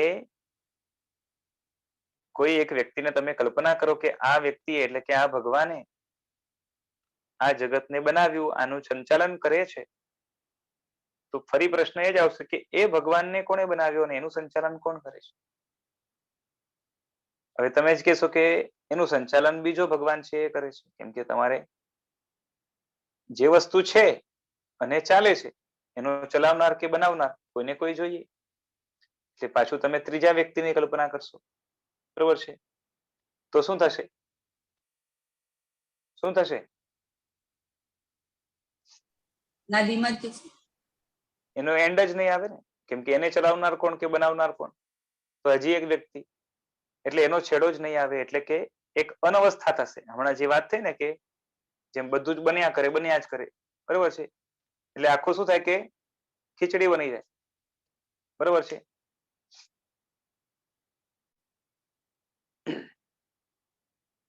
હવે ઈશ્વરને કોઈએ બનાવ્યો છે એમ સ્વીકારતું નથી. કોઈ પણ દર્શન વાળાને કહો તો એ ઈશ્વર જે છે આખા જગતનો, જે આખા જગતને બનાવે છે, બરોબર છે. કોઈ એમ કે એના ઉપર એ છે ને શું કહેવાય કે આખા જગત ઉપર કૃપા વરસાવે છે કે જે પણ બધું એ લોકો કહેતા હોય, એ લોકો કે છે ને ઈશ્વર પહેલાથી હતો, બરોબર છે. એને કોઈએ બનાવ્યો નથી. આપમેળે જે છે ને એ ચાલે છે અને એ જગતને ચલાવે છે. તો ભાઈ આપણે એમને કહીએ કે ઈશ્વર જો સ્વયં સંચાલિત હોય અને અનાદિ હોય, એટલે આદિ ના હોય એની, પેલાથી જ છે અને આપમેળે ચાલે છે, તો એના બદલે સંસાર અનાદિ છે અને આપમેળે ચાલે છે એમ માનવામાં શું વાંધો? બરાબર છે ને? કેમ કે એક વ્યક્તિની કલ્પના ઓછી કરવી પડશે.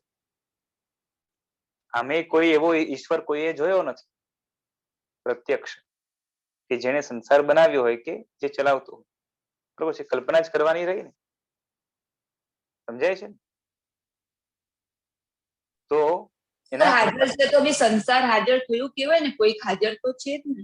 હા, એક આપણે એમ કે એ લોકોના દ્રષ્ટિ પ્રમાણે સંસાર બી તો થયો જ ને, જો ઈશ્વર બી હાજર છે તો એક સંસાર થયો જ ને. ત્યાં સંસાર તો પ્રત્યક્ષ છે, ઈશ્વરની તો કલ્પના કરવી પડે છે. ના ના, એમના લોજિક થી આપણે કહીએ એ કે છે કે ઈશ્વર હતો તો ઈશ્વર છે એટલે કોઈકની હયાતી છે એટલે સંસાર છે, એમ હું કહું છું. આપણે આપણું કહીએ તો હા, પણ એ લોકોને ત્યાં પણ ઈશ્વરની તો કલ્પના જ કરવી પડે છે. ઈશ્વર પ્રત્યક્ષ નથી, પ્રત્યક્ષ હોય તો આપણે માનવામાં વાંધો નથી. જગતનો કર્તા કે સૃષ્ટા કોઈ ઈશ્વર હોય, બરોબર છે, અને એ પ્રત્યક્ષ હોય એટલે કે સામે આવીને ઉભો રહે, બરોબર છે, તો આપણે માનવામાં વાંધો નથી, પણ કલ્પના કરવાની રહે છે. સમજાય છે? જો આપણે અહીંયા ઈશ્વર તત્વ આખું જુદા પ્રકારનું છે, એને આપણે મનુષ્ય જ માનીએ છીએ, બરોબર છે, અને પછી તો મોક્ષમાં જાય. એટલે મનુષ્ય તરીકે જે ઈશ્વર છે એ તો અહીંયાના લોકોને પ્રત્યક્ષ જ, ભગવાન મહાવીર હમણાં નથી ભલે, પણ પેલા તો પ્રત્યક્ષ જ હતા ને.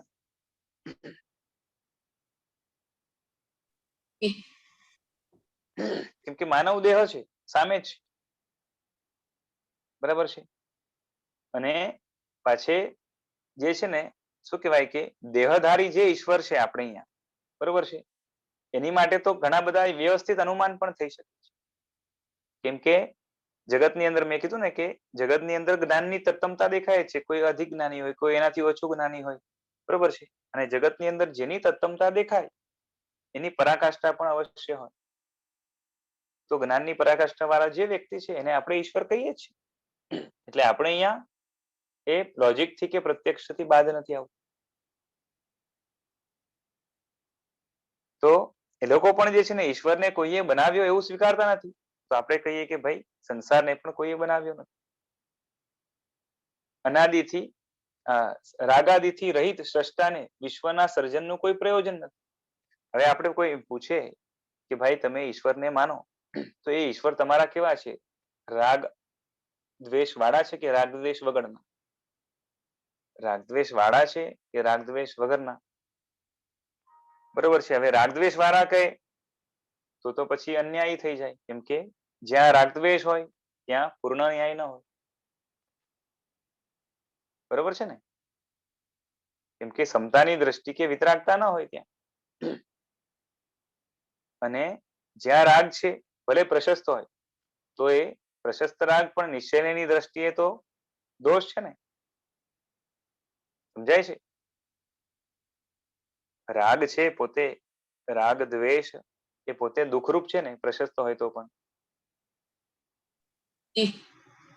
બરાબર છે. તો જે રાગાથી સહિત હોય, બરોબર છે, એ પોતે દુઃખી છે, બરોબર છે. હવે ઈશ્વર પોતે દુઃખી હોય એ તો કલ્પનામાં પણ ના બેસે. હવે રાગાથી રહિત છે એમ તમે કહો, વિતરાગ છે, તો જે વિતરાગ છે એને કોઈ ઈચ્છા નથી, કોઈ ઈચ્છા નથી તો વિશ્વનું સર્જન શા માટે કરે? બરાબર ને?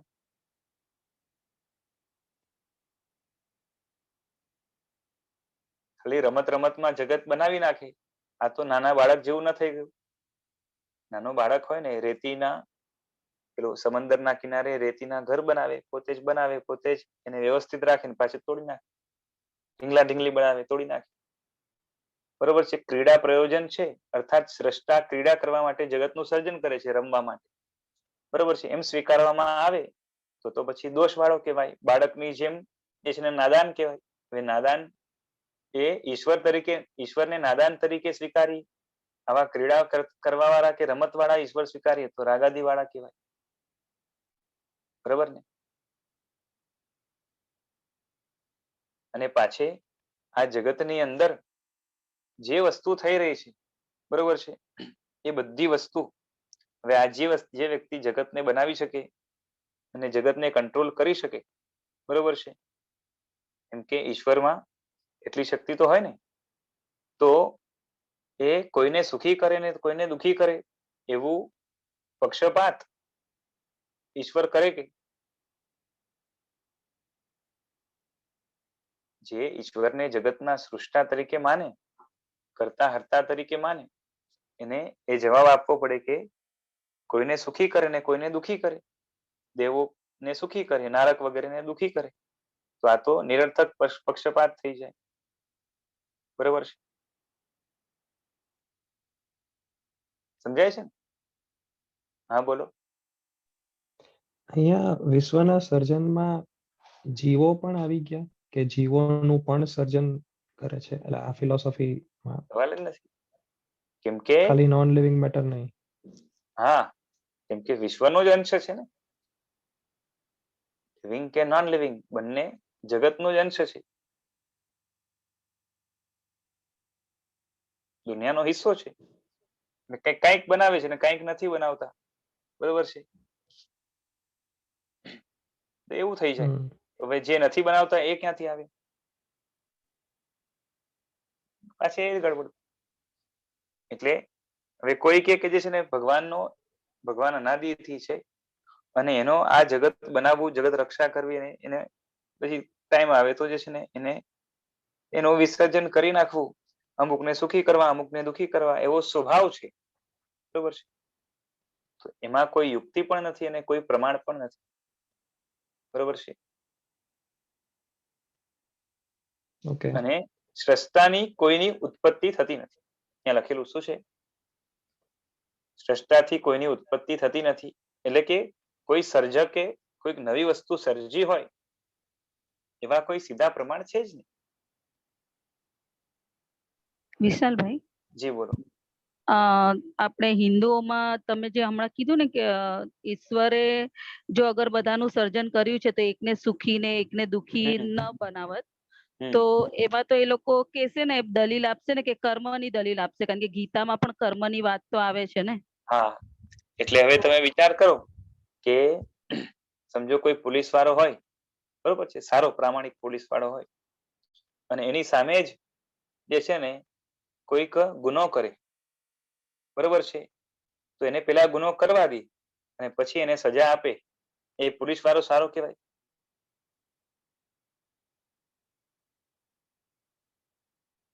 સમજાય છે?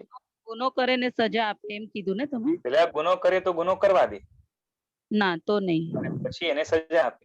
હવે આ પરમાત્મા હોય, બરોબર છે, એક તો પરમાત્મા હોય એટલે બધું જાણે, બધું સમજે, સર્વજ્ઞ હોય, બરોબર છે, ને જગતના જીવો ખરાબ કરે તો કરવા દે, અને એ પછી કે ભાઈ તું પાપી છો, તને નરકમાં મોકલું, કાં તો તને આવા દુઃખ આપું. બરોબર છે? આવા પરમાત્મા એ હિત કરનારા કહેવાય? કાં તો સારો માણસ છે ને, પોલીસ વાળા તો પણ માણસ છે, એની પાસે એક લિમિટ હોય, બરોબર છે, અને આ આખા જગતનું સર્જન કરી શકते એવા આટલા શક્તિમાન પરમાત્મા, બરોબર છે, એવો જગત બનાવે જેની અંદર મોટા ભાગના જીવોને ગુનો કરવા દે. કેમ કે જગતની અંદર 99.9% જીવો તો દુઃખી છે, અને દુઃખ પાપના કારણે આવે. તો પેલા પાપ કરવા દે અને પછી જે છે ને સજા આપે, તો ન્યાય ન કહેવાય. પણ કરવા દે એવું શું કામ આર્ગ્યુમેન્ટ? કેમ જીવ પોતે ઇન્ડિપેન્ડન્ટ છે. તો જીવ પોતે ઇન્ડિપેન્ડન્ટ છે, એનું ના નહીં, બરોબર છે, પણ એનામાં ભગવાનમાં તો શક્તિ છે ને કે એને રોકી શકે, કાં તો એની બુદ્ધિને એનું સર્જન આખું કરી શકે, તો એની બુદ્ધિ ન ફેરવી શકે.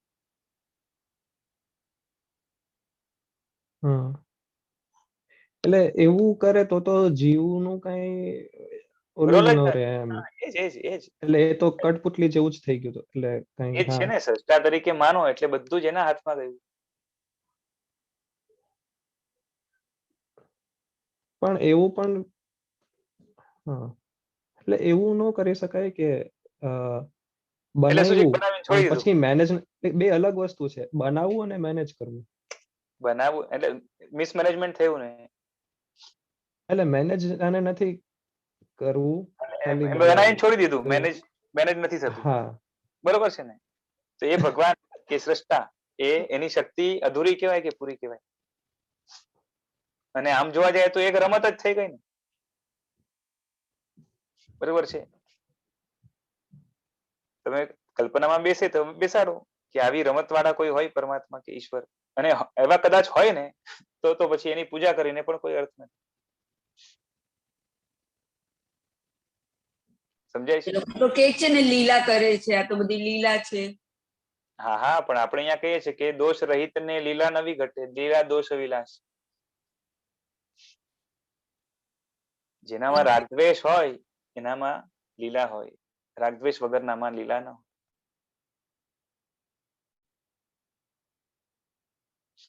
બરાબર. સમજાય છે? હા હા. આપણે અહીંયા વિતરાગમાં છે ને કોઈને પમાડવાની પણ વૃત્તિ નથી હોતી. આપણે અહીંયા દેવ તત્વનું સ્વરૂપ જયારે આવે, વિતરાગ ભગવાન છે ને કે સામે વાળો જીવ પામી જાય, બરોબર છે, એવી તમે વિચાર કરો. ભગવાન મહાવીર છે ને એને દેવે કીધું કે તમે આમ કરશો ને તો તમારું શાસનની અંદર તમારા શાસનમાં વિઘ્નો નહીં આવે, બરોબર છે. ભસ્મગ્રહ પર તમારી નજર પડી જાય. ભગવાન પાસે એટલી તાકાત તો ત્યારે છે જ કે પોતાનું આયુષ્ય વધારી શકે, વધારતા નથી. ભગવાન ત્યારે જવાબ પણ શું આપ્યો કે ક્યારેય એવું બન્યું નથી કે બનશે નહીં કે તીર્થંકરોએ પોતાનું આયુષ્ય વધાર્યું. બાકી આખા પૂતગલ જગત ઉપર તમે વિચાર કરો, અનંત વીર્યના સ્વામી છે, ધારે તો શું ન કરી શકે.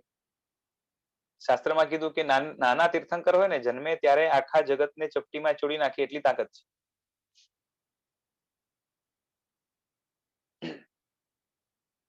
સમજાય છે? એટલે આપણે અહીંયા વિચાર કરો કે રાગ દ્વેષ વગરના વિતરાગ પરમાત્મા જગતનું હિત થાય એવું એવા શાસનની અંદર વિઘ્ન ન આવે એના માટે પણ ઉપાય નથી કરતા.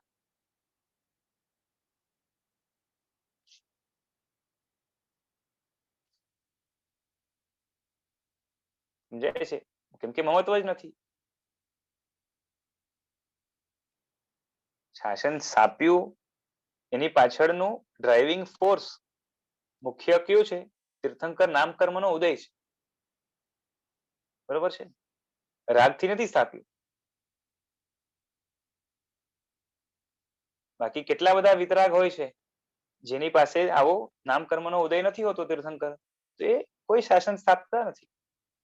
ને ઘણા બધા તો મુંડ કેવલી હોય કે જે છે ને કેવળ જ્ઞાન પછી ઉપદેશ પણ નથી આપતા. હજારો વર્ષનું આયુષ્ય બાકી હોય, ઉપદેશ આપ્યા વગર જે છે ને આયુષ્ય પૂરું થાય એટલે મોક્ષમાં ચાલ્યા જાય. વિચાર કરો કે વિતરાગ કેવા હોય, રાગ દ્વેષ વગરના.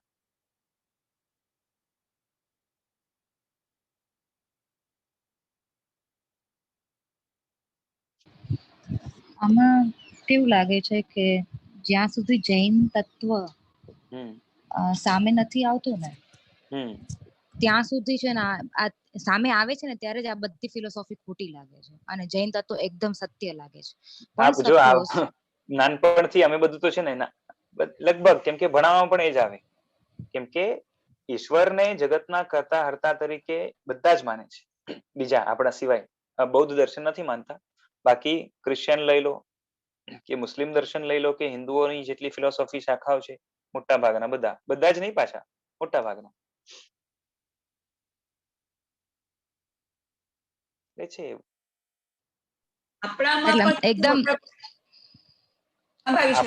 આપણા લોકો એ લોકોને ફોલો કરીને કાં તો આનાથી ઇન્ફ્લુઅન્સ પામીને એ લોકો પણ એ રીતે માનતા હોય. બાકી આપણે અહીંયા એ ફિલોસોફી તો બિલકુલ નથી. એટલે આમ એકદમ સ્પષ્ટ લાગે કે જો જૈન તત્વ નથી મળ્યું ને સપોઝ, તો સત્યની ક્યાંય રાહ મળતી જ નથી. અને જે મળ્યું છે આપણે એમાં ને એમાં જ, કારણ કે બીજો કોઈ પક્ષ જ નથી મળતો વિચારવા માટે, તો આપણે જે મળેલું છે એમાં જ આપણે રહેશું. હા, બાકી જો કેવું છે, એ લોકોને ત્યાં જે ફિલોસોફી કીધી છે, બરોબર છે, એ એકાંતે ખોટી નથી. કોઈને કોઈ એંગલ થી સાચી છે, કોઈને કોઈ એંગલ થી સાચી છે. જેમ કીધું ને હમણાં જ કે સ્રષ્ટા વગર સૃષ્ટિ ન હોય તો આખું જગત હર ક્ષણે બને છે કે નહીં, અને હર ક્ષણે ચેન્જ આવે છે, નવું બને છે, ટકે છે અને બગડે છે. ચેન્જીસ ચાલુ જ છે આખા જગતમાં. પણ એનો સ્રષ્ટા કોણ? તો કે આખા જગતના બધા જ જીવો, એક નહીં. સમજાય છે? હાજી, પણ એ એંગલ જોડી આપનાર બી જૈન તત્વ ને. હા, સવાલ જ નથી. અને તમારે એક વ્યક્તિને સ્વીકારવો હોય ને આખા જગતના કર્તા તરીકે, બરોબર છે, તો એટલે જે સંસાર છે એના કર્તા તરીકે એક વ્યક્તિને સ્વીકારવું હોય કાં તો એક એન્ટિટીને સ્વીકારવી હોય તો કર્મ શબ્દ છે જે આખા જગતને એટલે સંસારની અંદર ચલાવે. સંસારનું સર્જન આખું કર્મ કરે છે. બરોબર છે. બીજી દ્રષ્ટિએ તમારે સમજો જીવ તરીકે સ્વીકારવો હોય તો આખા જગતના બધા જીવ, સંસારી જીવ, એ સંસારી દ્રષ્ટિએ બધા એક છે. સંસારીપણાની દ્રષ્ટિએ બધા એક છે. એટલે એ રીતે એક જીવ લઈએ તો પણ થાય, કહેવાય. સમજાય છે? હાજી. એ એંગલ છે, દ્રષ્ટિ. બધા સંસારમાં છે એટલે બધા હા જાણે હા, બધા સંસારમાં છે, એક સંસાર, જ નૈયામાં છે એવું ટાઈપનું. હા, એક જ નૈયામાં છે અને બધા જ પાછે બધામાં સંસારપણાની યોગ્યતા છે. સંસારપણાની યોગ્યતા ખતમ થાય એટલે આત્મા મોક્ષમાં ચાલે. ઓકે.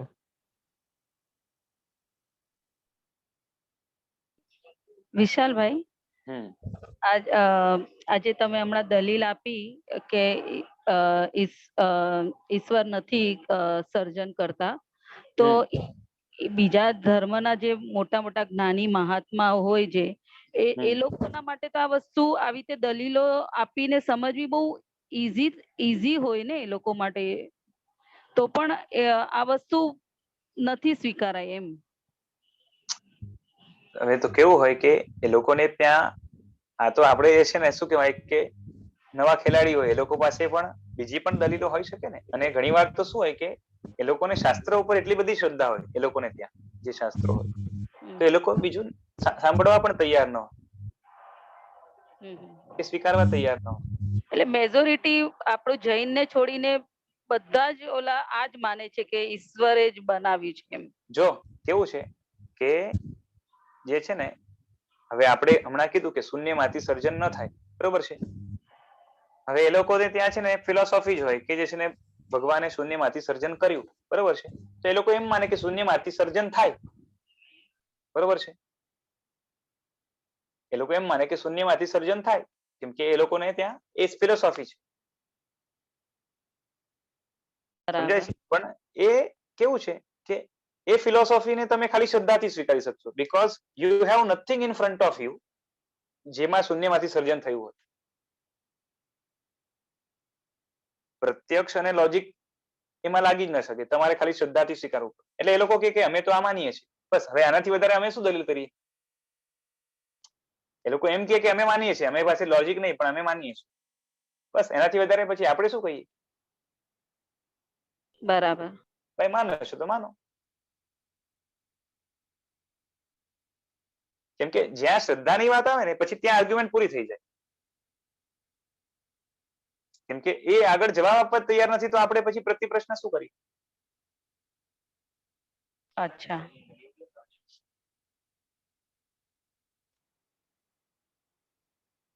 એ રીતે હોય. વિશ્વ દર્શને બને છે એનો શું મતલબ? કેવી રીતે બને છે? આખા જગતની અંદર ચેન્જીસ ચાલુ જ છે કઈ ને કઈ. હા, તો એને બને છે એવું તો ન કહેવાય ને. બન્યું કહેવાય ને, કે જૂનું હતું એવું હવે નથી, એટલે કે આ નવું જ છે ને. એક સેકન્ડ પહેલા જેવું વિશ્વ હતું, એક સેકન્ડ પછી એ જ વિશ્વ છે કે નવું છે? અપેક્ષાએ. હા, એટલે નવું બન્યું એવું કહેવાય. એને જ છે એક અપેક્ષાએ. ફેરફાર થયા એટલે ખાલી અહીંયાનું ઓયા થયું છે થોડુંક, બરોબર છે. પણ એક નવું જ કહેવાય ને. ઓકે. મારી પાસે મોટું લાકડું હતું અને એને કટ કરીને મેં ટેબલ બનાવી દીધું, બરોબર છે. એટલે વસ્તુ એને જ છે, પણ છતાં પણ આપણે શું કહીએ? નવું ટેબલ બનાવ્યું.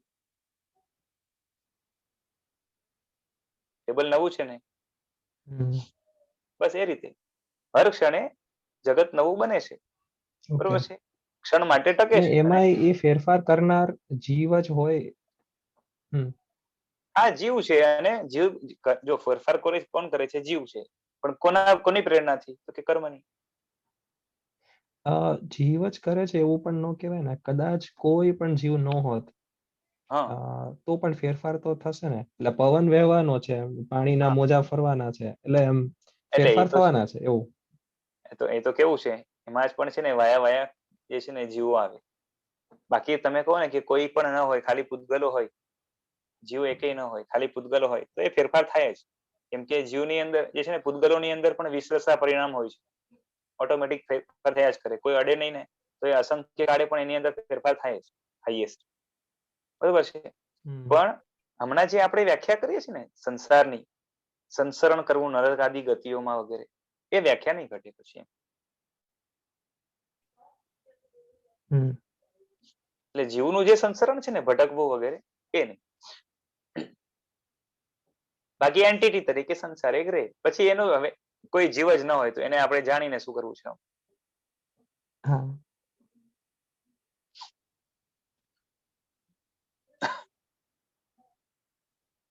એટલે મોટા ભાગના જે ચેન્જીસ થાય છે, કાં તો જીવ જે છે ને સુખ દુઃખ ને પ્રાપ્ત કરે છે, અહીંયા ત્યાં ભટકે છે, એવો જે સંસાર છે એનું સર્જન કોણ કરે છે? કે આત્માઓ કરે છે. ને કોની પ્રેરણાથી? કે કર્મની પ્રેરણાથી. આ જાડી વ્યાખ્યા છે, બરોબર છે. બાકી તો જો કર્મની પ્રેરણાથી વિરુદ્ધ જનારા પણ જીવો સંસારમાં છે, જે સાધક આત્માઓ છે, બરોબર છે. પણ અપેક્ષા એ શું છે કે જેટલું એ કર્મની પ્રેરણાથી વિરુદ્ધ કરે છે, કર્મની પ્રેરણાથી જે વિરુદ્ધ કરે છે સાધક આત્માઓ, બરોબર છે, એ લોકોના મુક્ત પરિણામ છે. એટલે એ પરિણામને સંસારમાં ઇન્ક્લુડ ન કરીએ તો પણ ચાલે. જોવાની દ્રષ્ટિઓ છે ભાઈ.